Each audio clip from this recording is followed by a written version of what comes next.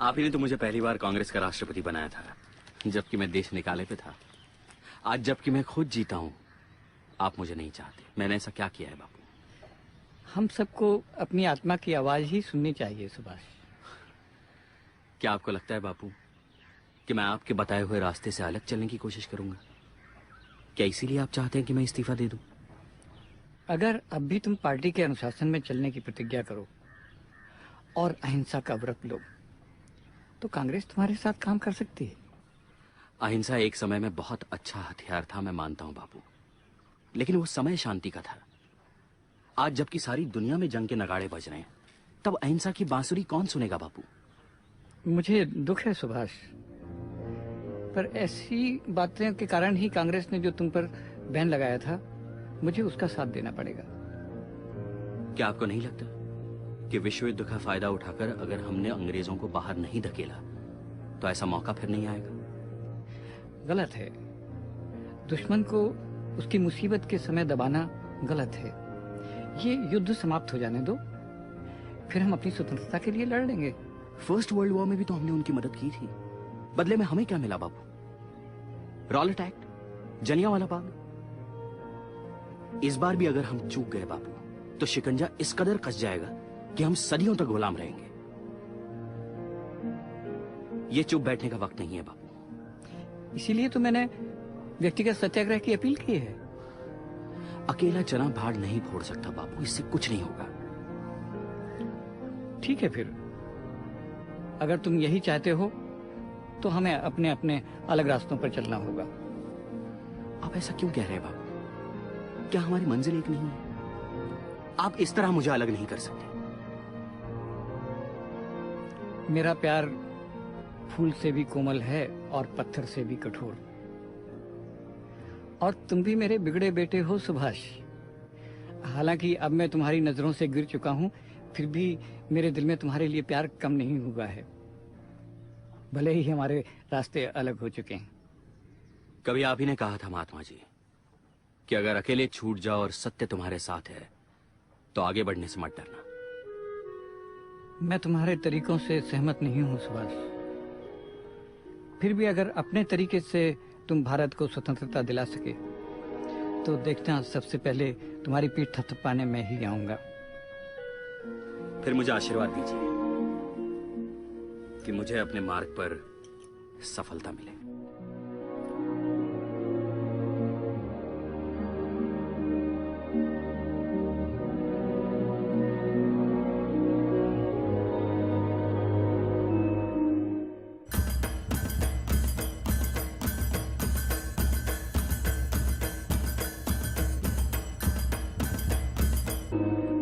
नमस्ते दादा। बापू का तारा है। क्या लिखा है? Regret inability to interfere notwithstanding regard and friendship for both brothers. Stop. Cannot lift ban without their apologizing for indiscipline. M.K. Gandhi. लगता है बापू हमारे खिलाफ अड़ी गए। हमारे खिलाफ नहीं, हमारे विचारों के। जो भी हो, बापू ने कह दिया है कि सुभाष की जीत मेरी हार। और कांग्रेस कमेटी में तुम प्रेसिडेंट होकर भी अकेले पड़ गए थे ना। मुझे नहीं लगता बापू मानने वाले हैं। सारा देश उनके साथ है। बापू जैसा कोई मास लीडर है ही नहीं, और हिंसा के इस्तेमाल से ही उन्होंने अंग्रेजों को 2 बार घुटने टेकने पर मजबूर कर दिया। बापू ने अपने देशवासियों की नफ्स तो पकड़ ली है, मगर अपने दुश्मन के चरित्र को अभी तक नहीं समझा है। वरना इतनी बार धोखा खाकर भी अंग्रेजों पर भरोसा करके फिर से उनसे बातचीत करने के लिए तैयार नहीं होते। मैंने तो फैसला कर लिया है कि समझौते के दिन लद गए हैं और हमें आर पार की जंग का ऐलान करना ही होगा। और इस तार के जवाब में बापू को विलियम टेल पर लिखी कविता भेजना चाहता हूं, जो बचपन में आपने मुझे सुनाई थी। किसी के सामने यह सर कभी झुका ही नहीं, सिवा उसके जो दुनिया बनाने वाला है। ये जिस्म है जिसे तुम मिटा भी सकते हो, मेरे जमीर की आवाज मिट नहीं सकती।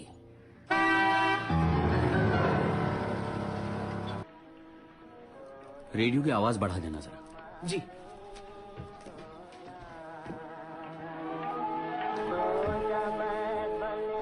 शिशिर, हमारा एक काम तुम कर पाओगे?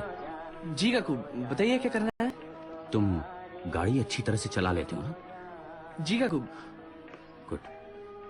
फिर शायद तुम्हें मुझे किसी दिन लंबी ड्राइव पर ले जाना पड़े। पर याद रखो, ये बात तुम किसी को नहीं बताओगे। तो जरा एक चाय देना भाई। एकदम गरम खबर है। क्या? अभी अभी शिशिर बाबू को कमरा में बुला के बात की सुभाष दादा ने। क्या बात की? सुनाई नहीं दिया रेडियो के कारण। रेडियो? मतलब रेडियो की आवाज बहुत ऊंचा था, इसीलिए नहीं सुना। पर फिर दादा ने मुझे एक कमरे में बुला के बताया कि वो आज फिर बैगन भाजा खाएंगे। डर! सारा दिन खाने के अलावा तुम्हारा सुभाष बाबू और कुछ नहीं करता है क्या? पता नहीं क्यों सरकार इतना डरता है उनसे। एनी माई, तुम अंदर कुछ देखते सुनते भी ऐसे ही बोलते रहते हो। इधर आ, इधर आ। और देखते हो रिक्शा से कौन उतरा है? ईला, ये चिट्ठियां आज ही पोस्ट करवा दो। जी।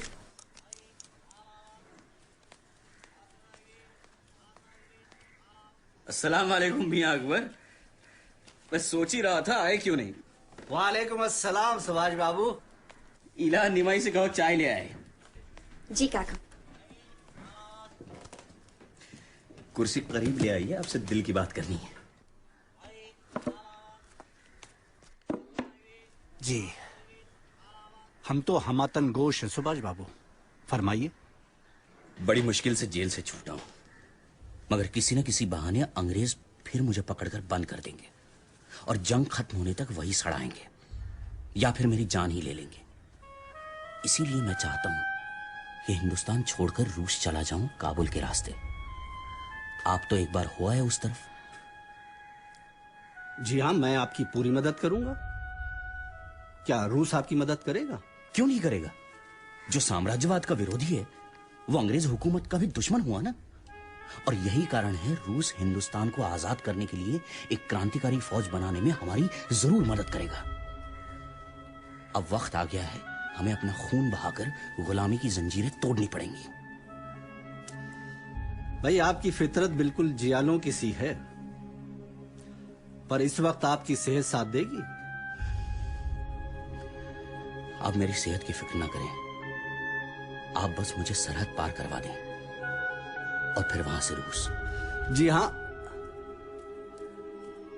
वो दिल्ली पार्टी कॉन्फ्रेंस के लिए मैंने वॉलंटियर्स भेज दिए, और किसी मदद की जरूरत होगी तो बताइएगा। जी जी।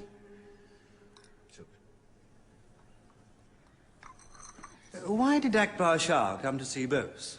Sir, my information is that he came to consult Bose regarding the All India Forward Bloc Conference in Delhi. And will Bose attend the meeting? No, sir. He's too weak to travel after his hunger strike. But he went to the Congress meeting on a stretcher. He had to, because Gandhi's men suspected he was feigning an illness. Whatever it is, see that he does not leave Calcutta. I do not want him out of my sight.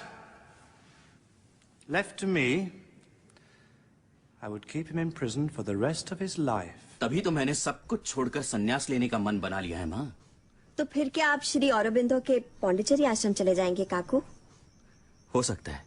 ये भी कोई उम्र है दाढ़ी बढ़ाकर संन्यास लेने की, वो भी ऐसी हालत में? तुम चिंता मत करो माँ, ईला पर्दे के पीछे मेरा खाना पहुंचा दिया करेगी और जो मुझे चाहिए होगा मैं लिखकर आप लोगों को बता दिया करूंगा। तुझसे बात करना तो दीवार से सर टकराना है। शरद, तू ही समझाना इस पागल को।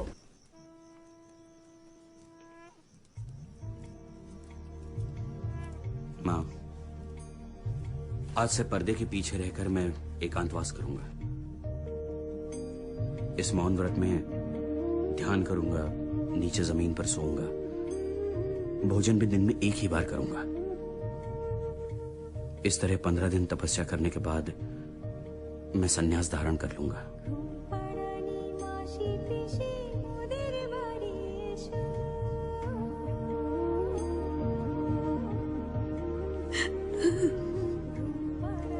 माँ, मैं यहां रहूं या कहीं और, तुम्हारे दिल में ही तो रहूंगा ना। सुभाष, सुभाष,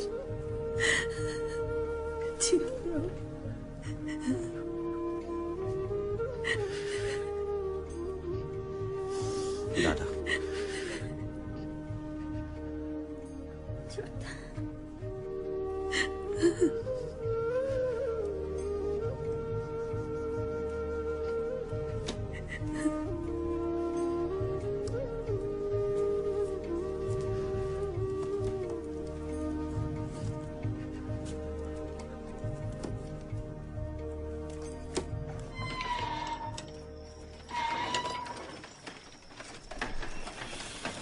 किरण भाई, खबर लाया हूँ। क्या? सुभाष बाबू संन्यास लेने वाले हैं। क्या बकता है? सियासतदान भी कभी संन्यास लेते हैं? उल्लू का पट्टा। ठाकुर जी के कसम, बचपन में भी तो एक बार हिमालय भाग गए थे साधु बनने को। अगले 15 दिन अपने कमरे में ध्यान पूजा करेंगे। तो क्या है कि जो भी गांधी बाबा से उलझेगा उसके पास और क्या बचेगा करने को शिवाय सन्यासी होने के। हो सकता है मेरे जाने के बाद पुलिस यहाँ आए और तुम लोगों को ले जाए पूछताछ के लिए। शायद जेल भी जाना पड़े।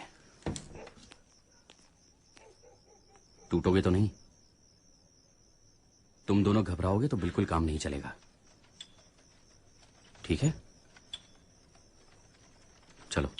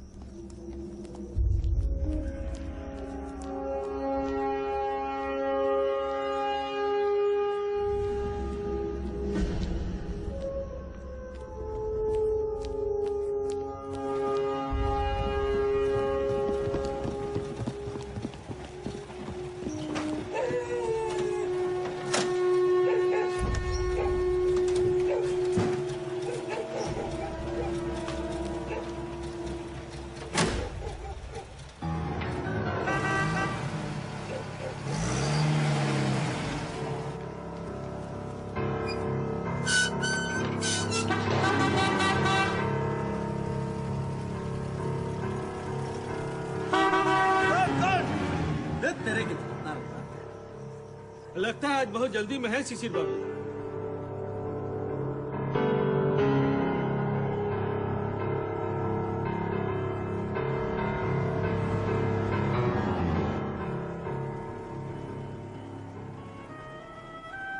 काकू, अब आप सीट पे बैठ सकते हैं।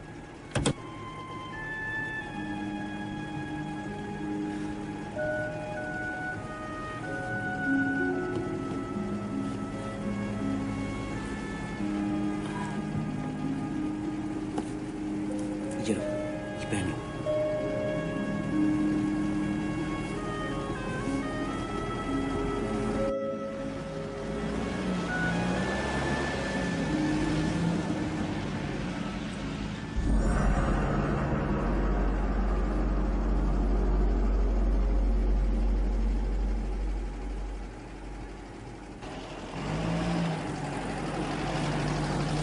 काकू, पुलिस अब क्या होगा? आराम से गाड़ी रोको। बस इतना याद रखो, तुम इस गाड़ी के मालिक हो और मैं तुम्हारा driver Ziauddin.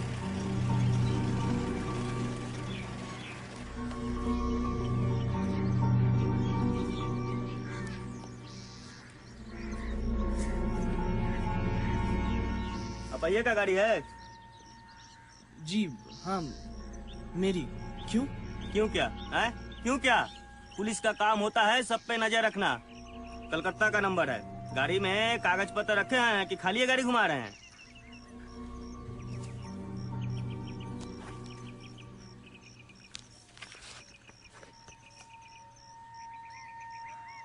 Bose 38/2 Elgin road, शिशिर। पहचान वाला है क्या उन्हें? तो आके क्या कहते हैं जय सुभाष चंद्र बोस? सुभान अल्लाह, क्या नजर रखते हैं दरोगा साहब। ये सुभाष बाबू के सगे भतीजे हैं। कभी सुभाष बाबू से मिलने का शरफ हासिल हुआ है आपको? जी नहीं। कभी ना कभी आपकी उनसे मुलाकात जरूर होगी। वैसे आगे धनबाद तक की सड़क पर कोई खतरा तो नहीं है ना? अरे हमारे रहते यहाँ खतरा कैसा है साला। और सुनो, गाड़ी जरा धीरे चलाना सड़क पर, जंगली जानवर सामने आ जाते हैं। और तुम जा रहे हो साहब के साथ? ड्राइवर हूँ दरोगा साहब। तो ड्राइवर हूँ तो बचवा से गाड़ी काहे चलवा रहे हैं? मैंने ही कहा था काका से। काका? जन्म से सुभाष बाबू के साथ रहा हूँ तो घर के सारे बच्चे काका काका कहते हैं। अरे कुछ नहीं हुआ, गेट खोल दे। खुदा हाफिज।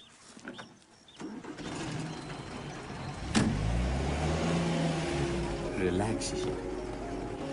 जंगली जानवर तो कोई दिखा नहीं उस दरोगा के सिवाय। सॉरी काकू, मैं एकदम घबरा गया था। ये सब नाटक मुझसे नहीं होता।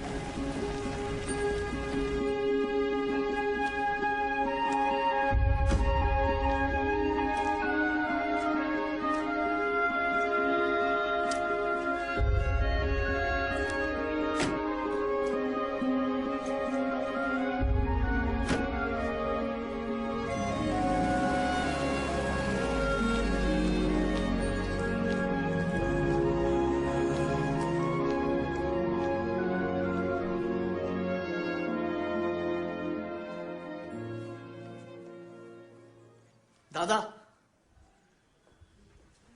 शिशिर, तुम यहाँ खबर तो की होती। मैं सुभाष काकू के साथ आया हूँ। काकू कहाँ है? हैं, पर वो काकू नहीं है, वो मोहम्मद जियाउद्दीन है, इंश्योरेंस एजेंट। रात तक उन्हें यहाँ पर रुकना पड़ेगा क्योंकि उन्हें काल का मेल पकड़नी है। मालिक, आपसे कोई दाढ़ी वाला मुसलमान मिलने आया है। मैं चला मीरा मोदी के पास।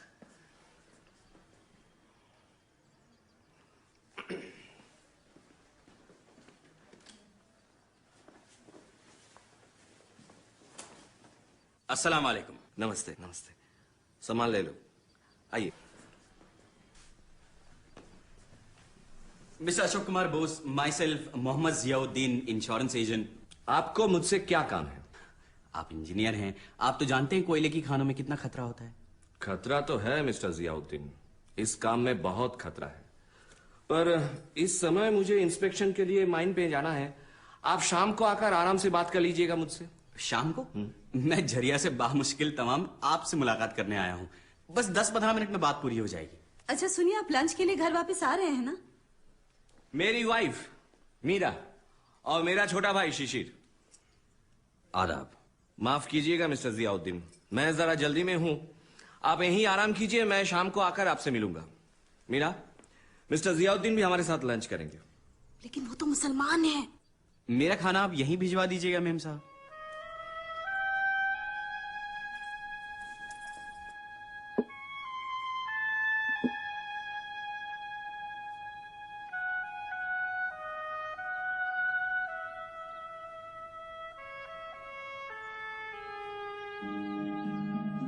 आप इत्मीनान रखिए मिस्टर बोस, मैं जाते ही आपकी पॉलिसी भिजवा दूंगा, सब ठीक हो जाएगा। मैं भी यही चाहता हूं मिस्टर जियाउद्दीन, ऐसे कामों में पूरी सावधानी रखनी चाहिए। आपका बहुत बहुत शुक्रिया मिस्टर बोस, और मेम साहब को भी मेरा सलाम दीजिएगा। मैंने बहुत जहमत दी है आप लोगों को। अब इजाजत चाहता हूं। मैं आपको मोटर से स्टेशन तक छोड़ दूं? नहीं, जरूरत नहीं है। मैं अपना रास्ता खुद तलाशने का आदी हूं। पहुंच जाऊंगा। Thank you once again. साहब का सामान दो।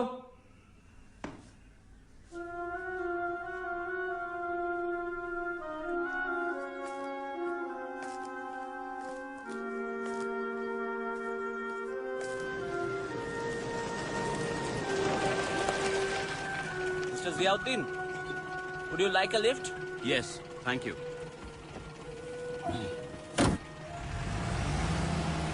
कहाँ रह गए थे तुम लोग? मुझे लगा आज सचमुच पैदल स्टेशन जाना पड़ेगा सारा सामान लेकर। सॉरी काकू, नौकरों को दफा करने में बड़ी देर लग गई। काकू केमन आछो तुमी मीरा? काकू सॉरी काकू, मैंने आपके साथ कैसा बर्ताव किया, लेकिन मुझे क्या पता था कि तुमने बिल्कुल ठीक किया मीरा। किसी को शक भी नहीं हुआ कि तुम मुझे जानती हो। हाँ, लेकिन आप अभी घर चलिए, मैं अपने हाथों से खाना बनाकर आपको शिशिर घर ले मेरा चलूंगी। नहीं मीरा, फिर तो सबको शक हो जाएगा। और वैसे भी बहुत दूर जाना है मुझे अभी।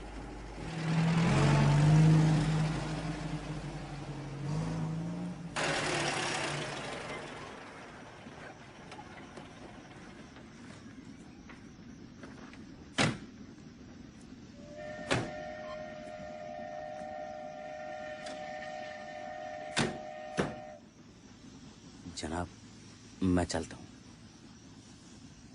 अब आप लोग भी जाइए। खुदा हाफिज।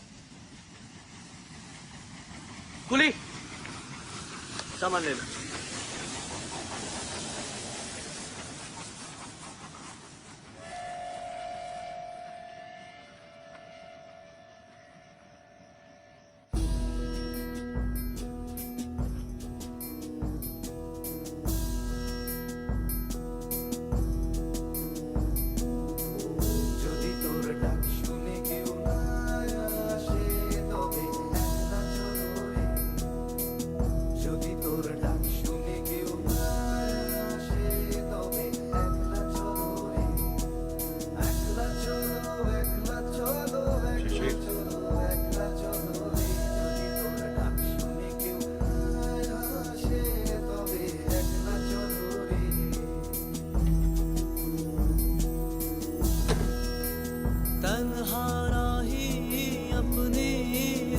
चलता जाएगा,